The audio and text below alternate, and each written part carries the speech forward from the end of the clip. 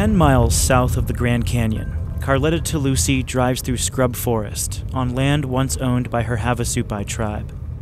Her destination is a site essential to her people's relationship with the majestic Grand Canyon.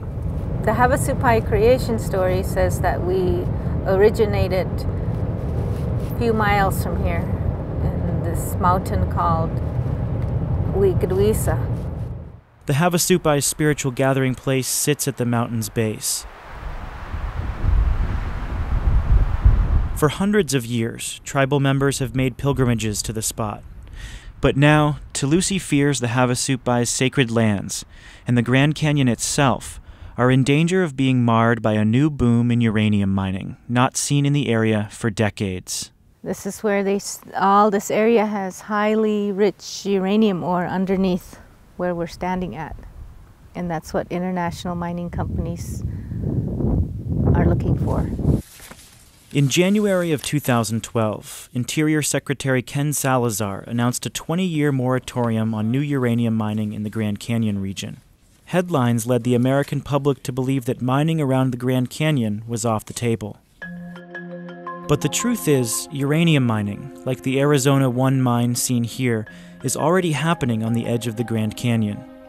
Salazar's decision applied only to future mining claims, not those already in place. And with the demand for nuclear fuel growing around the world, mining companies smell money in the air and are reviving interest in their old claims. Just a few miles from the Havasupai's sacred mountain, Canada's Denison Mines Corporation is dusting the cobwebs off its nearly 30-year-old canyon mine. The mine is one of 4 mothballed uranium mines Denison has proposed reopening near the canyon, and they're not the only ones moving forward. Well, at the time of the withdrawal, we have approximately 3,500 claims throughout the withdrawal area.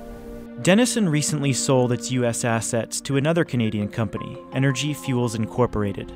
The companies have done little to assuage opponents' fears that increased mining will contaminate the region's water and negatively impact tourism. In fact, the company plans to open Canyon Mine using a grossly outdated plan of operations. That's the document that outlines a response to worst-case scenarios, like a uranium truck turning over or water contamination. The same can be said for the government's environmental review documents, last approved in 1986. The first really good integrated understanding of the directions and magnitudes at which water flows through these aquifers didn't really happen until the late 90s. So here we are at Dripping Springs, one of the incredibly unique micro-ecosystems within Grand Canyon. And we're within a few miles of places that have been proposed for uranium drilling. Steve Martin was an outspoken critic of uranium mining during his tenure as the superintendent of Grand Canyon National Park.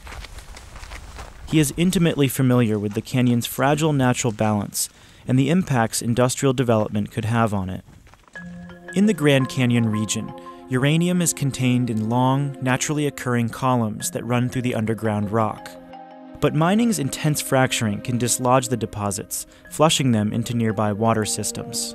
It could take hundreds to thousands of years to truly get the contamination out once it's here. This is exactly what happened in the early 1980s, when uranium from a mine located inside the national park contaminated a nearby creek.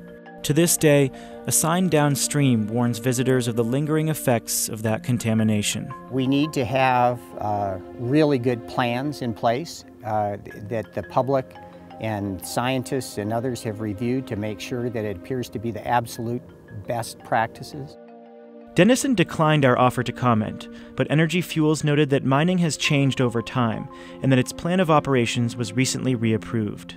But the Bureau of Land Management's Scott Florence confirmed his agency is willing to accept old environmental studies. Well, that's our position, yeah. We can't depend on what happened 30 years ago. Science has changed, the world has changed, economy has changed since then. Mining is already happening around the Grand Canyon. Time is running out to make sure that if there's more, it happens responsibly. The Interior Department and the Forest Service have full authority to make sure companies use best practices when mining, but they have no plans to do so. However, mining opponents like Carletta Toulouse are not deterred. Lucy knows that if she can get the public to see that one of the world's iconic treasures is at risk, Denison would be pressured to mine responsibly, or even not at all. There's uranium mining happening on the North Rim right now, and there's going to be another uranium mine on the South Rim. I think a lot of people need to be educated about what's happening to a natural wonder of the world.